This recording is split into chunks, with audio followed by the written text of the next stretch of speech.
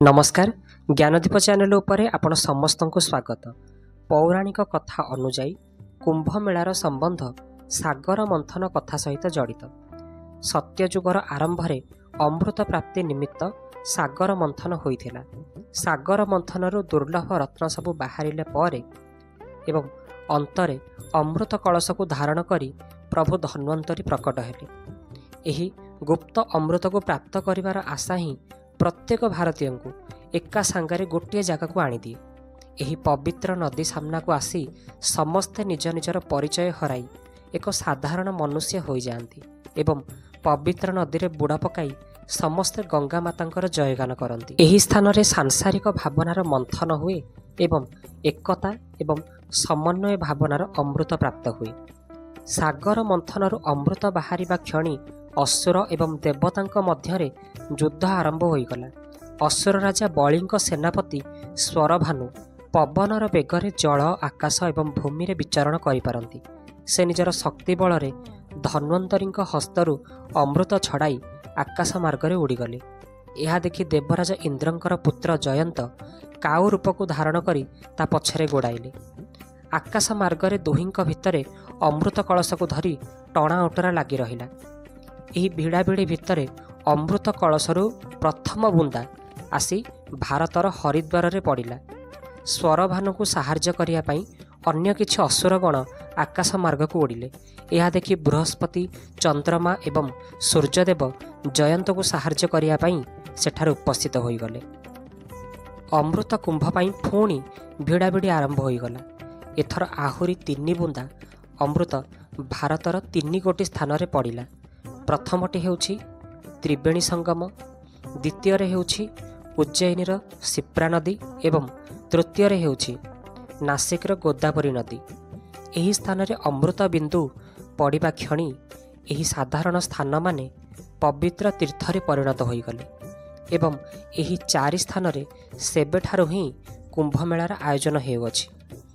एबे जानतु कुंभ मेला 12 वर्ष रे काहेकि पड़े। कुंभ मेलार स्थान को निरूपण करिबारे ग्रह मानकर भूमिका अत्यंत गुरुत्वपूर्ण। खास करी सूर्य चंद्रमा एवं देवगुरु बृहस्पतिंकर भूमिका आहुरी गुरुत्वपूर्ण। सूर्य एवं चंद्रमा जेबे मकर राशि रे थांती एवं बृहस्पति जेबे वृष राशि रे थांती सेबे कुंभ मेला प्रयागराज रे लागि थाए।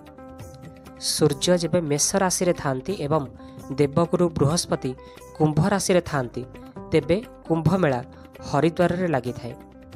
सूर्य जदि सिंह राशि रे थांती एवं देवगुरु बृहस्पति सिंह राशि रे थांती तेबे कुंभ मेला उज्जयिनीर शिप्रा नदी रे लागि थाए। जेबे सूर्य सिंह राशि रे एवं देवगुरु बृहस्पति कर्कट राशि रे थांती तेबे कुंभ मेला नासिकर गोदावरी नदी तटरे आयोजित हुए। अमृत कुंभ को नहीं वाद विवाद भितरे जयंत काऊ रूप धारण करी अमृत कुंभ को धरी उड़ी जाइथिले एवं 12 दिन पर असुरंक ठारू अमृत कलश को रक्षा करी से स्वर्ग को फेरी। अंतरे श्री विष्णु मोहिनी रूप को धारण करी समान भावरे असुर एवं देवतांक मध्यरे अमृत कलश को बांटिबार योजना प्रस्तुत करथिले। तेणु यही कथा को आखि आगे रखी काल गणना अनुजाई मनीषर गोटे वर्ष देवतांकर गोटे दिन सेतिपाई कुंभ मेलार आयोजन 12 वर्ष रे थरे हुए। तेबे एथर प्रयागराज रे जो मेला हेउअछि ताकू महाकुंभ मेला कुहाजिबो। काहेकि जानतु कुंभ हेउछि 4 प्रकारर कुंभ, अर्धकुंभ, पूर्ण कुंभ एवं महाकुंभ। कुंभ मेलार आयोजन प्रति 12 वर्ष रे एही 4 गोटी स्थान मध्यरु गोटे स्थान रे हुए। तेबे अर्धकुंभ प्रति 6 वर्षर अंतराल रे केवल हरिद्वार एवं प्रयागराज रे हुए।